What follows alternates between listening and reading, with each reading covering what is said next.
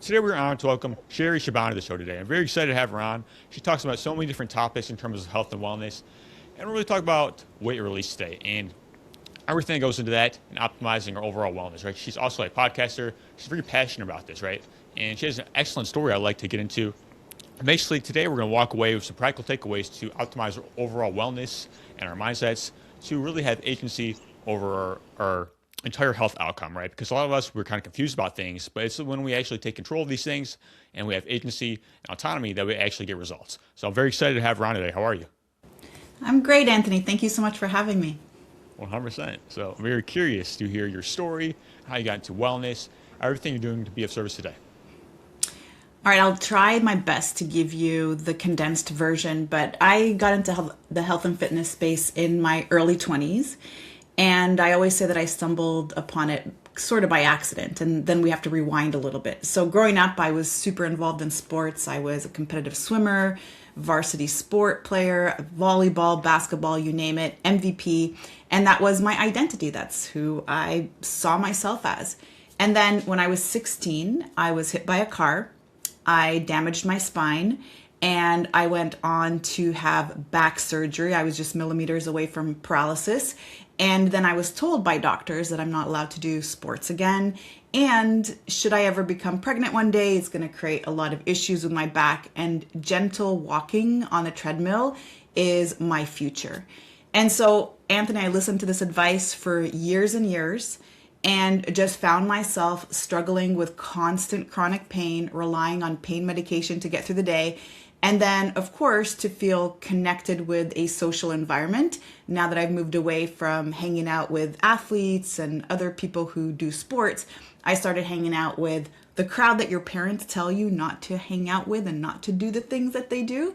But that's what I ended up gravitating towards, just to feel a sense of acceptance and connection.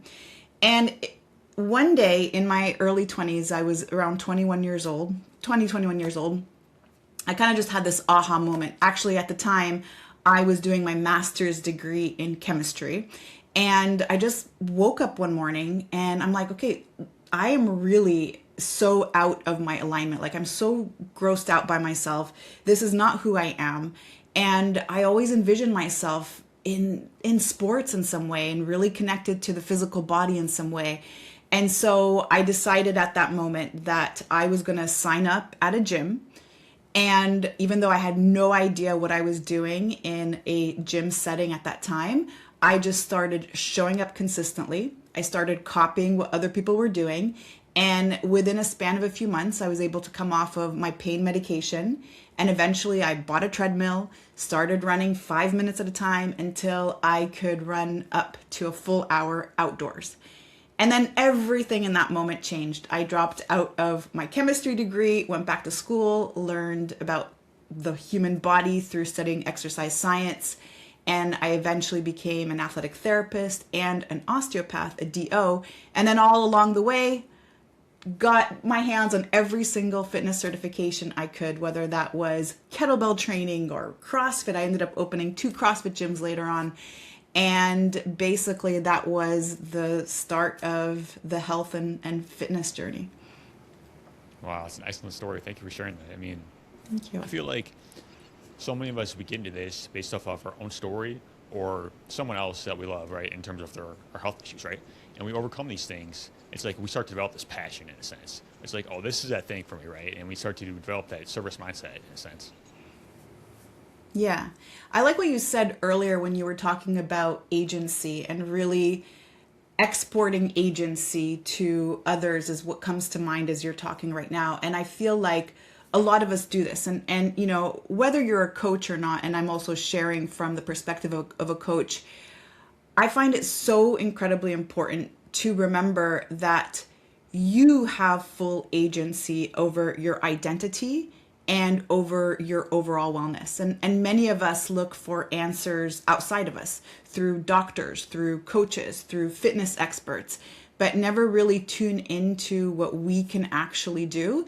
And in the case of my story, I had associated myself with a person with a bad back for a long time. I was a person who's going to be in chronic pain for a long time. I was a person who had to listen to the doctors who told me, you can't do all of these things. And what I actually found myself doing was getting more and more and more disempowered and struggling even more with pain until I decided to have agency over my own well-being and my body. Yeah, it's like almost unlocking the keys to your health, right? You start to Right. master these things, these fundamental concepts, and you have this autonomy to actually do what you want, right? You do these things, and a lot of times when we don't feel well, we don't understand what is actually possible. We get to the other side, it's like, oh, this is what life is, right? Right.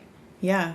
Yeah. And that's easy to do, right? Because we live in that society where we are expected to listen to the gurus, and the gurus have all the information, even though now we're seeing our gurus falling because of the whole Epstein thing happening. But that's another conversation on another day. Yeah, definitely. So, yeah, when it comes to you know, having all these things, like all these concepts, and it's almost like taking 100% responsibility as well. Because a lot of times, like in a world, it's like the deck is stacked against us in order for us to get well, right? It's so difficult, and we're designed for wellness, but unfortunately, like there's so many different things from processed food, from stress, from all these things. It's like if you're healthy, it's almost not normal in a sense, right? And it's very Right. unfortunate. Yeah. I really like how you said that, taking responsibility and that we're also designed for wellness. Like, wow.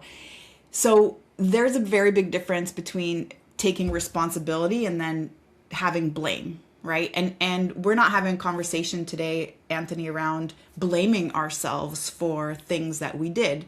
Oftentimes we did these things unknowingly, or we were using them as coping mechanisms, or maybe even back then that was the advice that was given to us. But your very first step to transformation, and not just change, okay, transformation, because change can be temporary, but transformation is that complete, permanent change. The very, very first step is having responsibility. Because if I own the things that are happening right now around my health and my wellness, what I'm also saying is that I can change them. But if it's always someone's fault, if I'm always blaming other people, if I'm blaming my spouse or my partner for bringing the chips into the house and that's why I ate them, and if I'm blaming other people because that was maybe inadequate advice that was given to me, what I'm also saying is I can't ever have the power to make change myself. That's right. Like, so we're blaming the other people or outside circumstances. What we're doing is we're giving our power away, right? And that can be very easy to do because it's so easy to blame the outside circumstances. Okay, this is what it is, so I don't have to change. I don't have to do that, right? But as you mentioned, like the difference between change and transformation, right? And actually being transformed, it actually requires you start to take on these practices as part of who you are, right? It's not just something that you do. It's how you become integrated, right? Your purpose and all these things. That's just how you take the action. It's like comes a new way of being for you, in a sense. Yeah, I love that. And the analogy that always comes to mind for me is metamorphosis. So you see a caterpillar, and the caterpillar is in one state. You can agree that the caterpillar doesn't have wings, and the way that it has to move around is very, very different than a butterfly. So that's the importance of identity. And transformation is the metamorphosis. It's really going from one form or one state to a completely different one. And that's why I'm very particular about language and why I'm not in the business of helping people lose weight. It's really releasing weight, because releasing means we no longer need it. It's no longer serving us. It's not something that is associated with that new version of ourselves. Whereas when we say I lost weight, or I hope to lose weight, or it's New Year's Eve and this year I'm going to lose 30 pounds, what we're also unconsciously saying is that this loss or this change is very much associated with my old identity. It's not that new person that I want to become. It's not the butterfly. It's still associated with old and past identity. And anytime we say we want to lose weight, the unconscious mind is going to find ways to find that weight again. It's like when we lose our keys or when we lose something, we're unconsciously looking for it because it's a lack. It's something that's missing and we don't feel complete. Whereas when we release something, now we're going back to that word responsibility and choice. And this is something I am ready to let go of. Yeah, 100%. Because when we start to transform these things, it's like, what people don't understand is the full transformation, right? So it becomes our identity, these ways of being that we just hold on to for so long. We don't realize there's another way, there's another path forward. All we have to do is take those small steps. Again, it's not about being perfect at all. It's about progress, right? And giving yourself grace within that process, right? Because there's gonna be challenges, there's gonna be a lot of difficult things, but how can we stay the course and be consistent? That's where it's all at. That's right. And even expecting those challenges. And I think this is where the majority of us falter, is that we always wait for the right moment to start something. So now that I've got tons of time, I'm going to wait till I got tons of time. I'm going to wait till I got tons of resources. I'm going to wait till I'm ready. So we are waiting for this perfect time to start something, which again translates to the unconscious mind as all of these things need to be set in place for me to stay consistent. And the moment one of these things is no longer in place, what I'm also saying to myself is that I'm going to decommit from myself. And so there is no right time to start something, but instead the goal for us really is to just start and stay consistent, knowing that consistency looks very, very different every single day. If the plan is to go and hit the gym 5 days a week, then leave flexibility and adaptability for the days where you got maybe a little bit less sleep. And maybe that workout is going to be a little bit lighter than what it normally is. But you keep that consistency and you allow for life events to happen, because what you can do in that situation is train the unconscious mind, train the psyche that no matter what, you can stay flexible and consistent at the same time.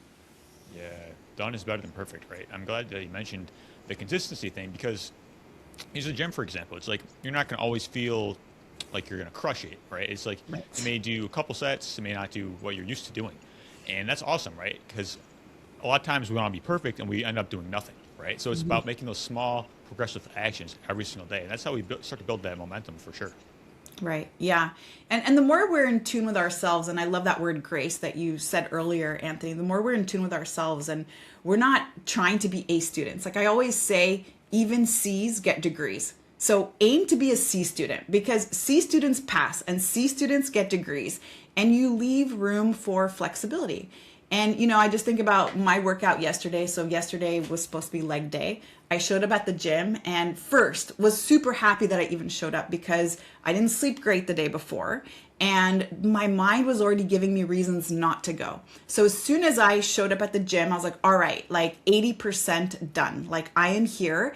And I just started congratulating myself for even just showing up. And then my workout was probably something like 60% of what I would normally do. And again, I left feeling like that was the best workout ever. Like that was the best win, because the workouts or the things that we have committed to ourselves that are the hardest to keep, those are always the best ones. Yeah, I mean, showing up every single day, right? Because that consistency, it can be eluding, right? Because we have to give ourselves grace and listen to our bodies as well, right? Because health is a process, health is a journey, and there's going to be many different challenges along that, right? And as long as we keep on going, we keep on learning from these failures and all these challenges, we're going to reach our destination at some point. It's like when we stop, it's with like when we see failure as, oh, this is it, as opposed to failure as being feedback, right? Failure is it's not about changing the goal, it's about changing the approach. You just keep on going until you get it. So good. Yeah, failure is definitely feedback. And like, how else do we learn, right? And when we look at our childhood, we learned through curiosity. We never said, oh, I got to do this and it better be perfect. I'm going to jump off this thing and I'm going to nail it. No, we're like, what happens if I jump off this thing? What happens if I touch this thing? What happens if I try this thing? And we constantly led every single action through curiosity. But then I find something changes when we become adults. And now everything is so serious. We make it almost life or death. I'm going to learn this thing and I better get it perfect the first time. Instead of asking myself, well, let me try this thing. Let me try to go for an hour walk every single day and let's see what happens. What would happen if I just showed up at the gym 5 days a week and see what happens? What happens if I reduce 1 teaspoon of sugar in my coffee and let's see what happens? Instead of, I have to stop this. I got to start that. I'm going to start doing this. And that in itself puts our nervous system in fight, flight, or freeze. That's sympathetic nervous state response. And anytime our nervous system, our autonomic nervous system is in this state, it perceives danger. So that commitment to self-care, or that decision to change the way that we eat or to start working out or move even more, is perceived in the body as something dangerous. And right away, the body starts to react and prepares for survival through the different hormones it's releasing. And then guess what happens? Those hormones favor weight storage. It favors fat storage. So here we are doing this thing, yet there's so much pressure, there's so much anxiety, there's so much stress around it that we actually end up putting the body in a stressful state that makes the body stubborn to respond to all the things that we're doing. Yeah, this speaks to the mind-body connection, right? It's like, it's not just what we do, it's how we do it, and it's how we approach it, right? A lot of times, like, are you coming from a place of love or a place of fear, right? Yes. Like, why you want to change in the first place? Is it because you're not enough, or is it because you actually realize that you are? But life is about growth, right? It's about becoming the greatest version of yourself. How can we actually optimize these things every single day and take the action from there, right? It's like, it's a totally another way of being. It's not the other one doesn't have its place. It's like the other one leads to much more fulfillment and is much more sustainable. That's what I believe. That's right. And we can't hate ourselves towards success, right? And we know this in personal development, that love and that generosity and that passion and compassion that we have is the most powerful force. But we can also look at the greats. We can look at Muhammad Ali or Conor McGregor and learn from them, model them. And what did they always say? You watch a video and what are they saying? They're saying, I'm the greatest. I am the greatest of all time. They're not saying, I'm okay. I guess I'm going to try. I guess this guy's better than me. They're not saying any of that, right? And that's how powerful that mind-body connection is.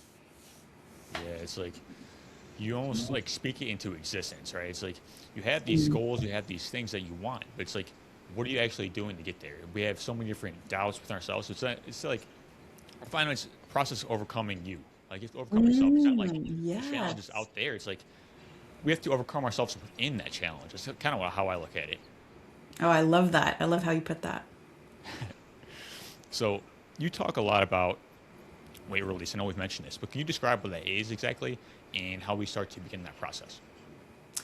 So anyone who, and this is my perspective and also from my experience of the work on nervous system and hormones, anyone who has been struggling with their weight, who has that relationship with their weight, with their body, or with food that has all of the elements that we just spoke about. It's got fear, there's anxiety, there's stress, there's overwhelm, there's doubt, there's uncertainty.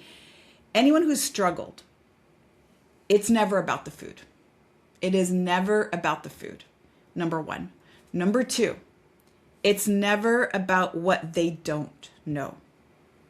So everyone knows what to do, except why are we not doing the things we know to do? And nobody needs to hear, Anthony, eat more whole foods and eat less processed foods. Nobody needs to hear that strength training is going to be a way where you can increase your basal metabolic rate and you can increase your strength, and this is going to help you with longevity, and muscle is the most precious metabolic tissue. And nobody needs to hear that movement is better than being sedentary. And we all know the impact of processed food and refined sugar. So we are all very aware of that. And nowadays, now that everyone's got access to ChatGPT or other AI, it's really not that difficult to get a workout program in under 2 seconds or a meal plan and have something count out your macros and tell you exactly what to do. So we all know what to do, the information is there. But the question is, why aren't we doing the things we do? And that's the difference between weight loss and weight release. It's not about the food and it's not about the lack of information. It's really about what am I using food for? And self-sabotage through food is very similar as self-sabotaging through alcohol or through other chemical drugs, for example, except food is the easiest vehicle to soothe because on a nervous system level, food is safety. If you have a stray dog that comes to your door, intuitively, the first thing you're going to think about doing is giving it water and some food. Like that's what we do. Food is safety. And so anyone who's been struggling with food for a long time, it's not because they don't know what to do. It's not because they're lazy. It's not because they're lacking motivation or any of these things that we hear about. It's really because food for them is safety.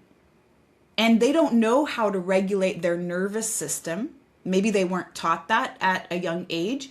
Maybe when they were younger, mom gave them a cookie every single time they did something great. And then mom gave them a cookie every time they had a bad day. Or maybe they were forced to finish off their plate. Or maybe nobody taught them that it's okay to be bored. And food could have been viewed as a reward. Food was a coping mechanism for a dysregulated emotion. And so what I always see is anybody who's been struggling with weight is also struggling with limited beliefs, self-doubt.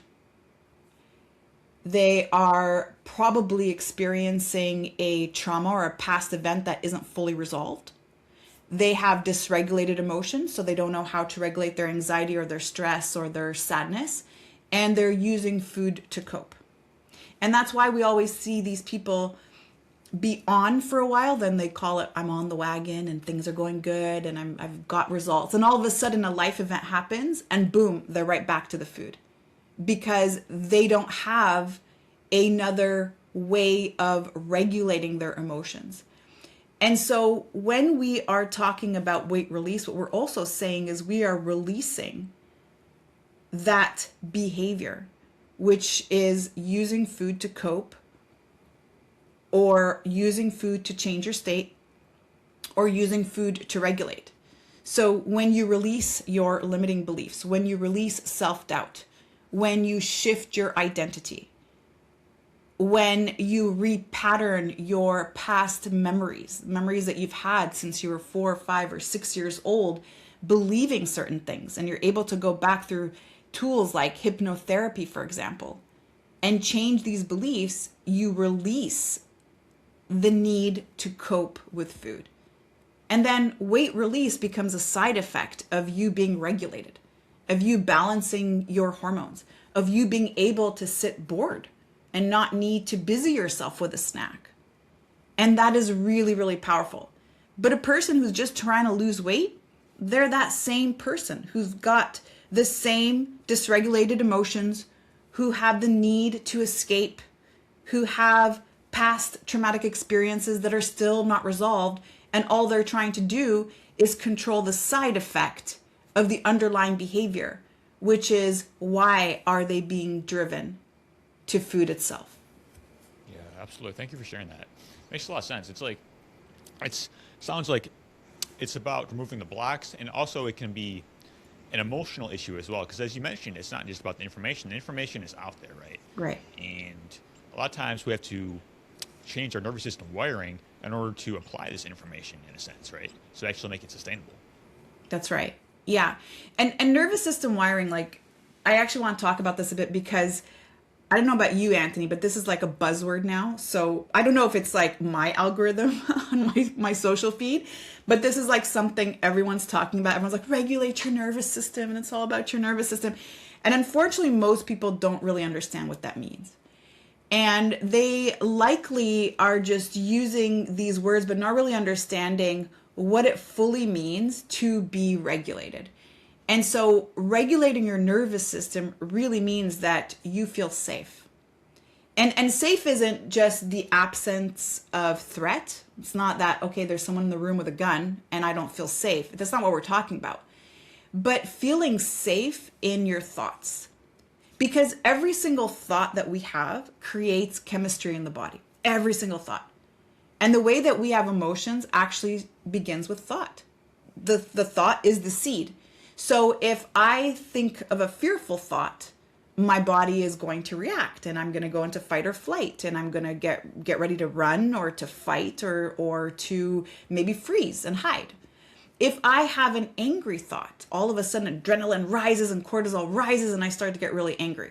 When we have a sexual thought, our body responds to that thought. So every single thought we have creates chemistry in the body. And so if we really want to get our bodies safe, then the thought of what I'm about to eat, or the thought of me going for a walk, or the thought of me having self-care towards myself also feels very safe. So it's not like, oh, I gotta go work out. God, I hate running. I hate cardio. Gotta go do that for 40 minutes, right? So all of these thoughts that we have, which we associate with self-care, triggers the nervous system to make that feel unsafe. Whereas a thought like, I don't have to do this, I get to do this. All right, I'm gonna go for a walk. Who cares? Like, even if it's for 5 minutes, I don't care. I feel great. You know what? I didn't feel like doing leg day, but I'm so happy I'm here. And then when, of course, you're done with the activity, you give yourself kudos. Like, yeah, like I did that. That's awesome. Like I was almost not gonna go, but I did go, right? So all of these thoughts create that safety, and that's a regulated nervous system. If I have a conflict with somebody, let's say you and I are talking, Anthony, and it's getting really heated, and we both aren't seeing eye to eye, and there's a conflict rising, I can also perceive that as safe. I can also start to think, you know what? Anthony's a cool dude. He's really smart, and he's just sharing his opinion. But a lot of us can get into a conflict, and there's a lot of stories about the conflict. Maybe past conflicts were always very threatening to the body. And so the thoughts could start to create that fight or flight response, which I call protection mode in the body. So safety is really the body having those thoughts that bring parasympathetic, having those thoughts that make the body feel safe and not need to be in that survival or protection mode. Yeah, it makes a lot of sense. It almost goes back to the autonomy, right? It's like developing a high quality relationship with yourself in a sense. So you Yeah. can operate out of a state of freedom, right? And what is it that you actually want? You can go towards it and give yourself permission to go for what you want. Because a lot of us, we're not being honest with what we want. Because through the past programming, past experiences, it's like, how do we actually go for these things? We just kind of almost live life that we think we're supposed to live instead of actually living how we're designed for, like being on purpose. That's right. That's right. Yeah, you mentioned language as well. It's like just celebrating your progress, celebrating the things that you do well, right? Because it can be difficult to kind of build that momentum if we're just constantly beating ourselves up, right? Coming up against these challenges, it's like, oh, I'm not enough and all these things, but it's like, oh, you have to live life from inside out, right? Rather than from the outside in. You start to build that sense of self up, a sense of real confidence, and that's when we start to take that solid action every day. That's right. Yeah, and this always reminds me of affirmations, right? So we hear this a lot in the personal development world.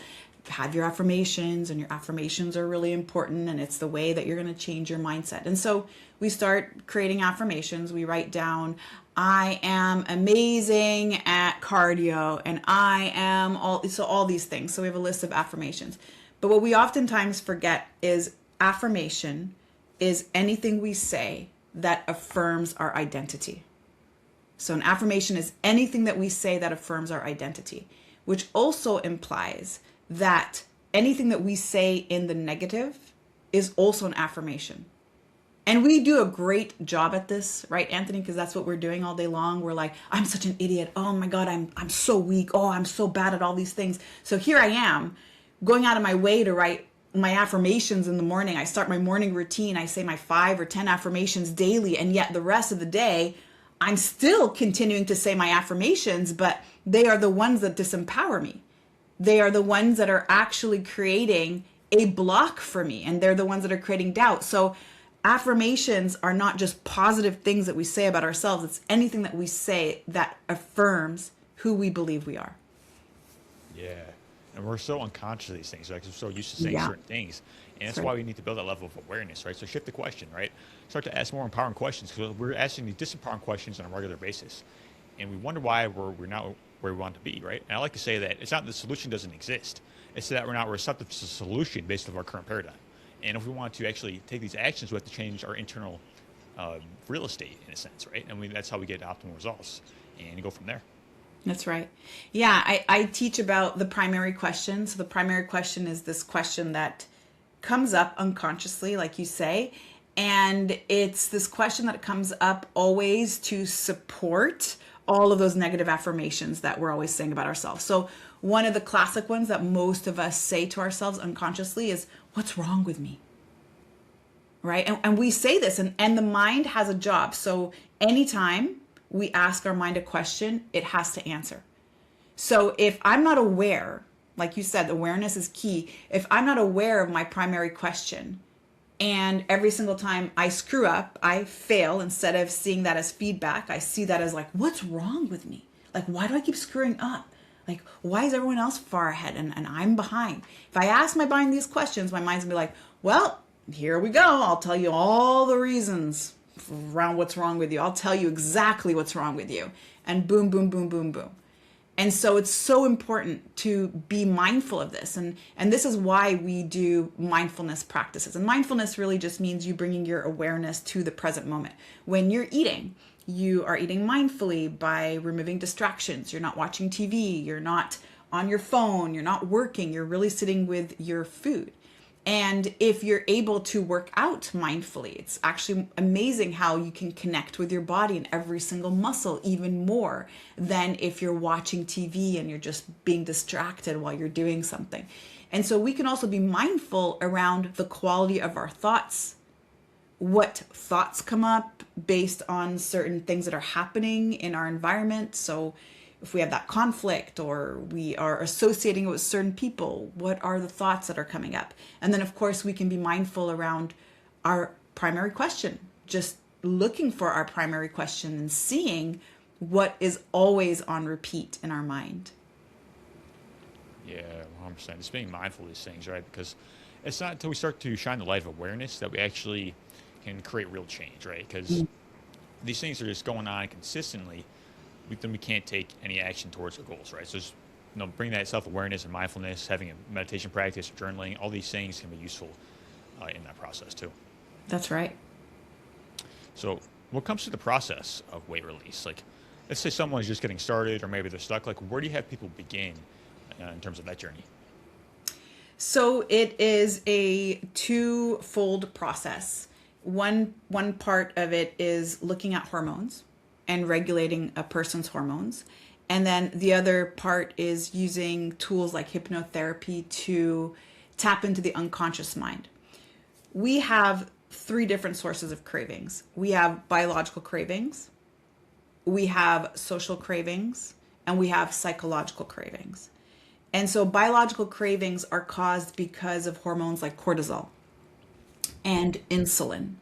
So if we're spiking insulin all day long, we have cravings for sugar and for refined carbohydrates.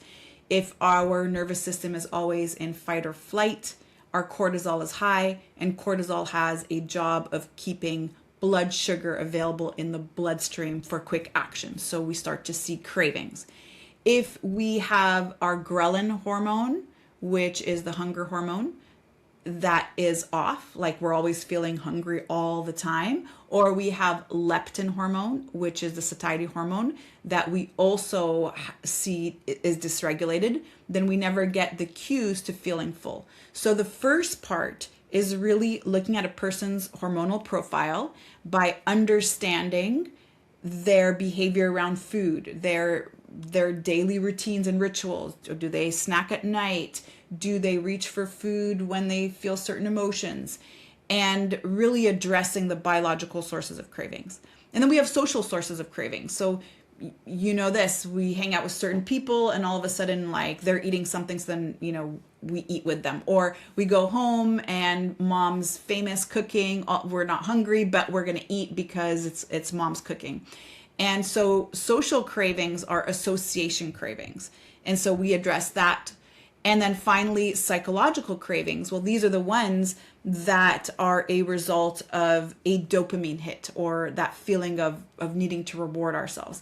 We experience this type of craving when we've had a really busy week and I deserve this pizza, or I've been on a deficit, a caloric deficit for weeks. Like, I deserve this, right? So this is like why we can binge, because we feel like we earned the reward to eat. And then psychological sources of cravings could also be because of stress eating. It could be because of emotional eating. It could be because of boredom eating. So really understanding a person's behavior and then using habit stacking. This is a method that I use where I apply the rule of addition before subtraction to build somebody's metabolic blueprint. What does that mean? It's a lot of like really big fancy words, but essentially before I ask someone to stop doing something, I'm actually going to get them to start doing something. And so if, let's say, I notice insulin is a hormone that we really need to address because this person snacks frequently, they're always hangry, they're always reaching for refined carbohydrates, for example, then I want to actually get them to start adding in more things to mitigate insulin than to tell them stop doing this and stop eating that and stop doing this, because that is diet culture. That's actually what generally a nutritionist would tell you: stop doing this, stop doing that. And that's exactly the opposite of what we want them to do if they're going to actually release, is that we want to have their nervous system feel safe. We're not removing anything, we're adding things. And then once that safety is established, then we start to actually see all of these habits that they're doing that's not serving them just start to fall off. And then when we get to a point where there is an emotional block or there is a self-sabotaging pattern, then I use hypnotherapy as the tool. And hypnotherapy is really a tool that we use to access a person's unconscious mind. And our unconscious mind, that's the part of our brain that holds all of our memories and our beliefs and our identity, and really a lot of the patterns that bring us to self-sabotage. And so we can explore why a person developed a protection mechanism with food, why they use food to feel safe, or why, for example, there is a certain emotion that will always drive them to food. And then through hypnotherapy, we can start to resolve what they're holding on to and then repattern it, because most oftentimes our beliefs are actually developed through childhood, and we don't realize that we're still operating under those same beliefs. It's just that 6-year-old version of me that developed the belief that this emotion is bad and the way to escape it is through food. And I've actually been using that belief all the way until adulthood for years and years and years, but I'm not aware that that's actually when it started. And so with our adult mind, our adult perspective, we can go back in time and re-look at the situation with a more mature mind and then reassign a new meaning. Yeah, it makes a lot of sense for sure. It's like you had also mentioned the power of the people we're around as well, right? It's like being around that empowering community, because especially if we're starting to change, it can be very difficult if we're like surrounded by people who aren't where we want to be, or they're 100%. potentially bring us down, right? So having that is key as well. So I'm glad you mentioned that too. Yeah, 100%. And when it comes to, as you were just talking about, like bring awareness to our old patterns, right? And becoming more in tune with these things so we can actually change them, right? Because, hypnotherapy, meditation, all these things, they can bring awareness to actually optimize our habits, right? Because these things that we've been holding on to, we don't see another way out. And Right. it's very difficult to traverse that terrain. So having these tools at our disposal is very useful too. That's right. Yeah, and the human brain loves certainty. And it loves predictability because anything that is uncertain that the mind can't predict is also perceived as dangerous. So even though this is the way that I've done it forever and the way that I've done it forever is not serving me and it's actually harming my health, I still prefer to do that because that's like the devil that I know. Instead of creating this new habit where I can't really see myself waking up in the morning and going for a walk and doing all these things, that's actually something that feels very foreign to me. And so, in that feeling of uncertainty, the mind starts to see that as a threat. And so, that's why we keep sabotaging. That's why we keep doing the thing that we know so well, even though it's harming us. Yeah, that makes sense for sure. It's like we have all these things, but it's like if we don't feel like in a state that we can actually take action on these things, we're just gonna keep operating out of fear, right? And That's right. unfortunately, like when we do that, we're just gonna stay stuck in repeating that loop. So again, goes back to awareness, right? Yeah, 100%. You had mentioned habit stacking. I think that's such an important concept, right? Because it's like making these small steps every single day, and that's how you start to build that momentum for sure. It's like it's not about these huge things, but about integrating these habits into our own lives and building on top of those things. So you start small, right? You want to start working out, maybe go a day a week, right? And you start to build on top of that. And again, it kind of goes back to that thing about being perfect or making progress, right? I like to choose excellence over perfection, right? Because we can make all these things every single day, but it's not until we actually start to develop this internal state of personal excellence, right, that we actually take action, right? Because what that means is that we understand that challenges are going to happen. These things are going to come up. But how we deal with them is going to determine our trajectory in our lives every single day. Oh, so good. I love how you said that. Yeah. Yeah. So let's say we're on this path, right? We're on the weight release path. We're starting to realize that, hey, we're not getting these external results. So maybe we need to look toward the inner habits. And you also mentioned to go back to childhood, right? We hold on to these things for so long, for years or decades, right? And we wonder why it's so hard to change. And we have to go back within, right?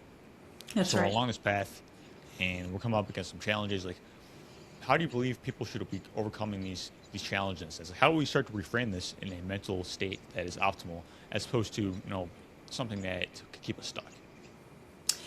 So we want to see that journey towards transformation as this thing that gradually happens over time. And it's not this thing that happens overnight. And that's the thing again, when we are making changes, we're always expecting it to be all or none. So once I start to notice that I have more awareness around my emotions, and let's say it's always the emotion of loneliness that drives me to ice cream. Okay. I've done this work with Make Peace with Food. I realize that, and every time I feel lonely, then I'm triggered to eat ice cream. Well, here's what the journey of transformation looks like. It's not now that I have this awareness, I'm never going to do it again. It's that now that I have this awareness, instead of doing it 7 days a week, I'm now only doing it 5 days a week. And then, oh my God, I'm only doing it 3 days a week. Oh, I'm only doing that like once a week now. Oh, I'm only doing that like every other week now. Like I barely do that. I probably did it like once or twice over like the last 3 months, and so on and so forth. And this is really key because people believe that the moment they have this awareness, they should be able to make that change instantly. And then when they don't make that change instantly and they're looking for that black or white change instead of looking for that gradual fading over time, they start to see it as a failure. They start to see that they're not fully changing. And so transformation is gradual reduction in behavior over time. And that gradual reduction in behavior becomes something non-existent. So you're no longer doing that behavior. And the side effect of that is going to be seen in the physical body. If I'm no longer coping with sugar every single day, or nighttime snacking over every day, or overeating every single day, because now I've got more in tune with my hunger and my satiety cues. Well, what's going to happen to the physical body? The physical body is going to naturally release all that weight it's been holding on to. Exactly. We start to make those small steps every single day, and it's like we have all these things that are kind of pulling away from our energy, right? And it's when we start to kind of free that up in a sense, whatever it is, like these limiting beliefs or these small actions that are we're taking that are potentially harming our growth. It's like when we start to free up that energy, we're just going to be kind of blown away of what's actually possible, right? We start to reach these new heights that we didn't really see, and it's like just being consistent and staying focused on our goals. That's right. And I feel like, Anthony, probably the most powerful message that I want to share to your audience today is really to expect there to be rocky moments in the journey. So, and this is something oftentimes we don't actually expect or anticipate when we are starting to put more energy towards our self-care. We expect perfection, like you said, instead of excellence. We expect there to be this timeline that the app gave me, and by this time, according to my caloric deficit, I should have lost this much weight, and by that time, and so we're expecting this linear path towards our goal. But if we actually start our journey knowing that there's going to be bumps in the roads, and that's called life, by the way, and a lot of things are outside of our control, and it is what it is. But we've got flexibility and we've got adaptability because we've decided we're going to be C students, and we know that transformation looks like a gradual reduction of unwanted behavior over time instead of this overnight abolishment of behavior. Then that in itself creates the safety we need to get started and to stay consistent. And sure, things are going to happen along the way. It's not a fail. What can we learn from it? What awareness, what new awareness can we have in that moment that makes the next time that much more ease and makes us even more prepared so that we grow into it instead of hate ourselves towards it? I love that. It makes a lot of sense. Like, accepting the things you cannot change, right? But focusing your energy towards your actions, right? Okay, this thing happened. Now what? What are you going to do about it? It goes back to 100% responsibility. Like, okay, this thing may not be my fault necessarily, but this is part of my reality now. So what do I do, right? So what are our actions? And that's we start to take that action because now the power is in your hands, right? The power is in your hands, and so is your pen, right? And you get to write that story. And every single day, just being adaptable to these things and understanding that in many ways the obstacle is the way. It's So a good. Stoic philosophy tenet, right? And being able to understand that all these things they intertwine together, and you start to build this momentum. Understand that there is no there either. Like this life is a journey and health is a journey, and always will be. Right? It's like so understanding that you have to own this moment, own where you are, and understand that once you accept where you are, also know that very nature of life is growth, right? So it's like that's just So how good. that's how it is. It's like, and you start to it's how you live the life of your dreams. I feel, and it's always a process, and it's not about like having this one state. We kind of all have like a thermostat, right? We all have this way of being, and we go up or down based on our actions, and that's why it's so important to stay present as well. So good. I love how you said that. Wow. Yeah, power of presence makes everything possible. I feel because that's like when we're in those difficult moments, we don't have the energy to take those actions and decisions that normally would be very easy, right? What do we rely on, right? We rely on certain things like our higher power, our beliefs, our discipline, all these decisions, right? And it's like doing what you can and understanding that you just get better every single day within that, right? And we're all works in progress in a sense, and Oh, that's yeah. a beautiful thing as well. That's right. Yeah. In terms of presence, do you have any like recommendations on how we start that? Like, of course, we have the meditation, all these things, but like how can we be rooted in those moments to actually live in alignment with our values and integrity? I feel the more we are mindful of engaging all of our senses in an experience, the more present we're going to be. And so I love that you already brought up meditation in our conversation. And of course, these are great tools that will bring us more present. But what I'm more interested in is how can we be present the rest of our day? So many of us may have a meditation practice or a morning practice, and we're not engaging in our phones yet, and we're not doing any of these things. And we wake up and we do our meditation and we do our journaling, and we can be very present. But then all of a sudden, it's over, and then we're on the phone, and then we're like rushing out the door, and then it's a go, go, go the rest of the day. And so the way that we can be more present is to really engage our senses. And that means while we're eating, can we observe our plate? Can we look at the colors? Can we admire the way that the plate is laid out? Can we use nice cutlery? Can we use a nice plate and placemat? Can we sit with our food and smell? And when we put that first bite in our mouth, can we really taste it? And not just the taste, but the texture, the temperature. And do we know what it feels like tactically? Can we touch it? Can we really connect more with our food? And so that's a great way to be more present with our food. But even while you and I are having a conversation right now, Anthony, can we be more present with each other simply through really listening and watching each other and really having eye contact and as much use of our senses as possible to be more present. And a lot of us even have a hard time doing this. We have conversations with people and we're on our phone, or we have conversations with people and we're already thinking about something else. But the more we try to engage our senses, and maybe like don't be a creep and touch the person, like if it's not the person you're supposed to touch, okay, maybe not that, but really being more present with them and watching them is going to be a great way for you to really, really bring yourself into that moment. And then finally, another question I like to ask myself to bring me right into presence, to drop me right into presence, is where am I now? Where am I now? So I could be driving and I could be in a rush, like to get somewhere. And we all know this, when we're in the car and we're trying to get somewhere as quick as possible, we aren't looking at the trees and we're not looking at the color of the sky and we're not looking at birds and we're not looking at anything in our surrounding. We're just trying to get from point A to point B as fast as possible. But asking yourself, inviting in that question, where am I now? Oh, wow.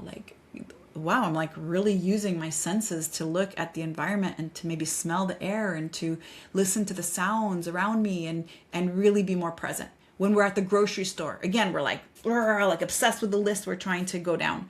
But can we bring more presence just by asking ourselves, where am I now?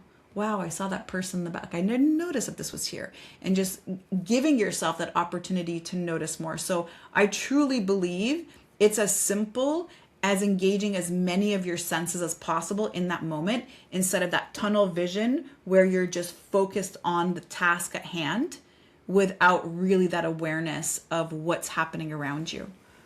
Yeah, 100%. It's like, it's a practice, right? We start to bring these things in every single day and every single moment as much as we can.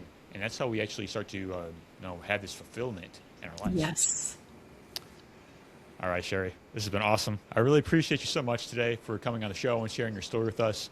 All your insights when it comes to having agency as well, like having 100% responsibility, because that's really where it's all at. We can talk about all these great strategies and things like that, but it's not until you have a high quality relationship with who you are, and you all to know your standards, your values, and your ways of being, right? And that's how you actually know what you want and go for it every single day, right? And live life of service and be on your purpose and a mission. That's what it's all about, and then we can go from there and talk about the weight release, and then we can reach our goals from that, which some people have struggles with. But once we understand that it comes from the inside or from the outside, that's when the real results take place. So again, thank you so much, and it's been awesome. Thank you, Anthony. I loved it. Yeah, so if people want to get connected with you, all your work, where can we find you? They can find me on Instagram at Make Peace with Food Official. Awesome. And same handles on Facebook. Thank you. Thank you.